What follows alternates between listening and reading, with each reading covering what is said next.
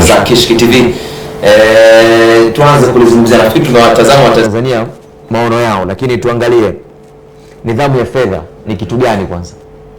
Nidhamu ya fedha ni kutambua kwanza malengo yako maishani, ungependa kufanya nini, na kutambua kwamba pesa au fedha ni kitu ambacho ni kukusaidia kufikia hayo malengo. Unakuta kwamba mtu anaishi maisha yake hana malengo makubwa, hana ndoto kubwa, kwa maana kwamba yeye kitakachomtokea siku hiyo akiona yeye akiona nje anaenda kutumika hela huko. Lakini kuna mtu ambaye kama anasema kwamba mimi natamani kwamba siku moja nimiliki nyumba, natamani sana nijenge niwe na sehemu kwangu.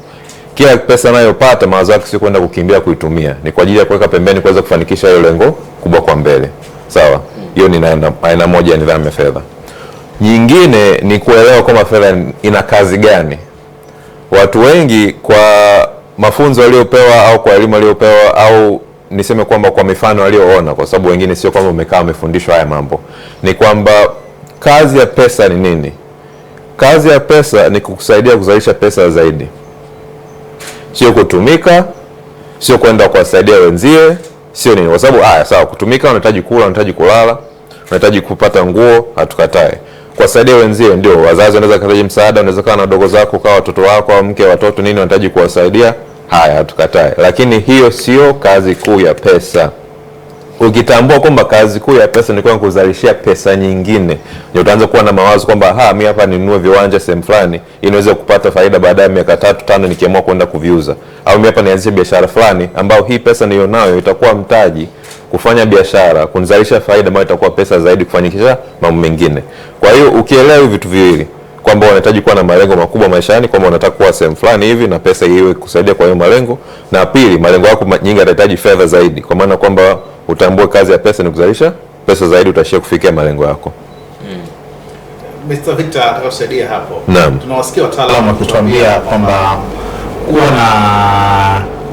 kutokuwa na kipato kikubwa sio issue sana, lakini issue ni uwezo wa kusimamia kile kipato kidogo ambacho unakipata. Sasa nidhamu ya fedha ina nafasi gani katika kufikia malengo ya mtu ikiwa kipato ni kidogo, hakitoshi? Ukisema kitoshi, kuna vitu viwili hapo. Kuna mtu ambaye tuseme kwamba yeye kipato chake kama ni 50,000 kwa mwezi. Wewe ukisema kipato hakitoshi, hakitoshi kwa kweli kweli. Kwa sababu tena maisha hapa hakitoshi. Tusidanganyane. Na sitasema kwa mtu ambaye ana kipato kama hiyo hapa anapata maisha magumu kwamba yeye anakosea, hana nidhamu ya fedha. Kwa kiwango hiko haiwezekani. Kwa nidhamu ya fedha hapo haiwezi. Yaani hapo tuwe wa kweli. 50,000 maisha hapa kwa mwezi kwa mfano. Hiyo jibu tu ni kuweza kutafuta namna kuongeza kipato. Lakini kuna mwingine unakuta kwamba anaweza kupata kipato cha 600,000, 800,000, milioni, kijana hana wategemezi, anaishi mwenyewe. Au sasa unasema kwamba yeye ana kipato kidogo, siwezi kufanya nini kwa sababu kila saa yale kipata inaisha. Huyo hana shida ya kipato. Ndio ana shida sasa ya nidhamu ya fedha.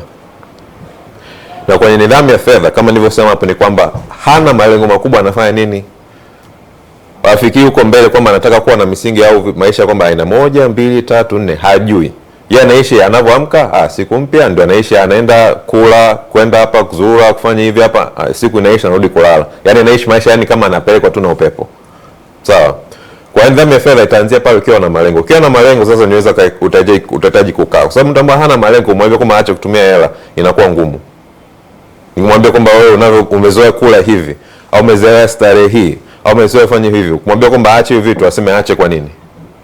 Lakini ukiwa na malengo kwamba mimi nataka kufikia sehemu fulani na kufikia hii hapa nahitaji kufanya 1, 2, 3. Ukisema kwamba niache vitu hivi ili kufanya 1, 2, 3 nifikie hapa, inakuwa rahisi zaidi kwake.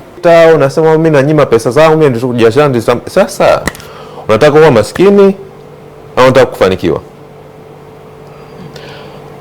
Na nikisema maskini ni mtu ambao kuna watu ambao mimi hapa nimekaa na wafanya consultation nao, sababu nakaa na watu aina mbalimbali. Mtu ana kipato, mimi kuna mmoja ambaye nilishtuka. Mnasema kwamba hela haitoshi. Lakini kila mtu anayeangalia sasa hivi, ukipewa kipato cha milioni 42 kwa mwezi kwa mfano, utasema haitoshi? Utasema inatosha, lakini nimekaa na mtu mshahara wake milioni 42 kwa mwezi take home. Mwisho wa mwaka hajafanya kitu cha maana na hizo pesa. Kwa maana kwamba ukisema kwamba kila hela inayoingia ni hela ya kutumika, itatumika. Ni wewe uanze kujiseti akili yako kwamba hata kama pesa haitoshi, pesa ninayopata hii hapa inatosha, kwa sababu umefika maisha, umeishi paka hapo hujafa, sawa? Na unachopata cha ziada kwa angalau kipindi cha miezi 6, ikiwezekana ufike hadi miaka 3, hakipo unaweka pembeni. Kwa hiyo hapa kama unapata 300,000, mshahara wa 300,000 umepandishwa kupata kipato cha 500,000, hiyo 200,000 ya ziada haiko pembeni. Akipanda kuanzia 500,000 kwenda 800,000, wewe unasema aha, basi naweza kupandisha paka toka 300,000 nilipokuwa naongeza paka 800,000, alafu hiyo inayobaki kufika 300,000 nilikuwa naongeza paka 500,000, alafu hiyo 800,000 inayobaki ndio naendelea kuweka pembeni. Ishi maisha chini ya kipato chako, ndio utaishia kufanikiwa. Sababu utapataje mtaji kuanzisha biashara kama kila kitu kinachoingia unaitumia? Utapataje hela mtu akipata shida kwamba na matibabu, wakati wewe kila hela inaingia ushatumia, alafu tena kwenda hapo unaingia kwenye masuala ya madeni? Nani hapo mnanielewa? Mr. Victor, unajua pesa nyingi, pesa ndogo, kila mtu ana mtazamo wake. Sawa. Kwa mfano tukichukulia labda mshahara wa milioni. Sawa. Kuna watu ukiwatajia milioni wanaona ni hela ndogo sana. Lakini kuna mtu ukimtajia mshahara wa milioni anaona ni pesa kubwa sana. Ndio. Tuchukulie hawa ambao wanaona milioni ni mshahara mkubwa. Mtu hana kazi nyingine yote zaidi ya hiyo ambayo inampa milioni kwa mwezi. Sawa. Lakini huyu anasomesha watoto wake pengine shule ya private. Labda tujalie ni wawili. Pengine shule kwa mwaka ada ni labda milioni 2. Au ametafuta bei nafuu milioni 1.5. Sawa. Watoto wawili inakuwa ni milioni 3. Pengine ili kuokoa ile anaweza kamua kila mwezi ya save 300,000. Anabakishwa na 700,000. Anakaa kwenye nyumba ambapo pengine analipa 300,000. Anatoa 300,000, inabaki 400,000. Katoa 3 katoa baki 400,000. Sawa. Pengine 200,000 pengine anaitia kwenye kula. Sawa. Inabaki 200,000. Pengine kuna 100,000, kuna wazazi wake wako pengine kijijini huko, lazima wawatumie. Mwisho siku ya milioni ni pesa kubwa. Lakini kulingana na majukumu ambayo ni ya lazima hayaepukiki. Huyu mtu anakuwa kila mwezi hana anacho save. Sawa.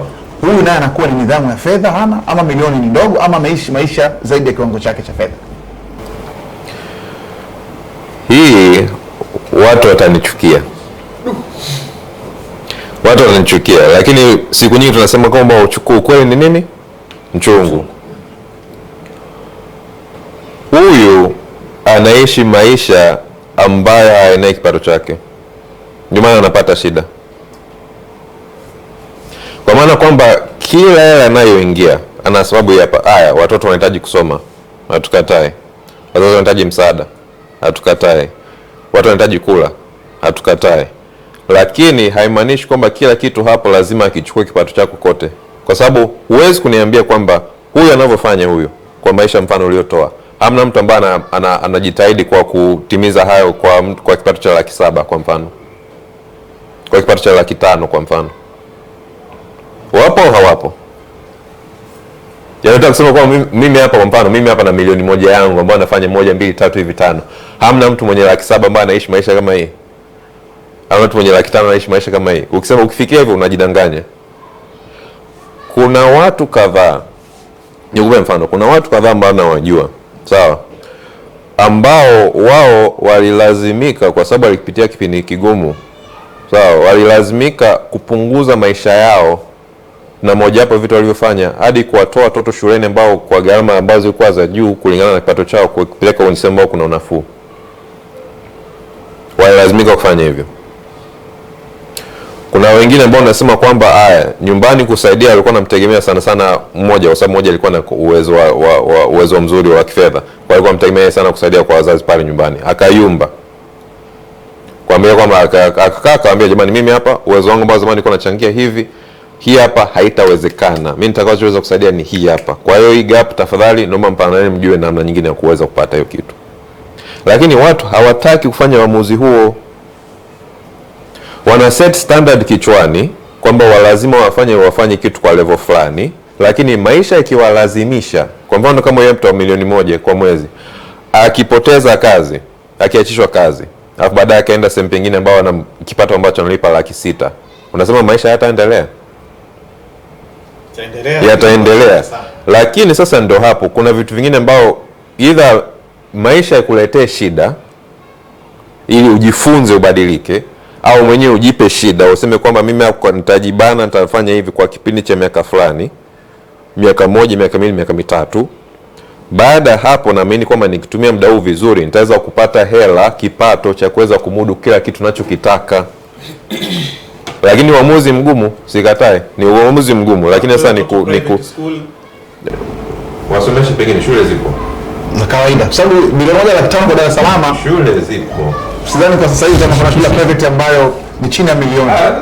Ina maana kwamba mtoe private aende za serikali. Ndio. Atapata elimu bora sasa unaamini. Pengine alimpeleka kule kwa ajili ya kupata elimu. Au ndio jamani. Nasema hivi kwa sababu watu lazima watambue kwamba unaweza ukachagua upate maumivu kila siku ya maisha yako, au unaweza ukaamua kwamba upate maumivu leo uwe na maisha bora kesho, kwa sababu kesho na kesho kutwa kipo. Kwa mfano huu wa watoto na kusoma, maana yake unatengeneza mustakabali mzuri wa maisha ya baadaye ya watoto.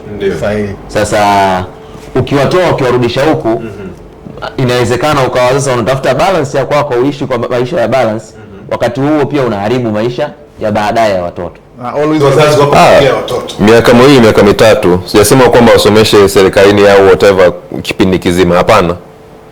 Miaka miwili, miaka mitatu upate unafuu, ujitafute, uongeze uwezo na kipato chako, ndio baadaye warudi huko.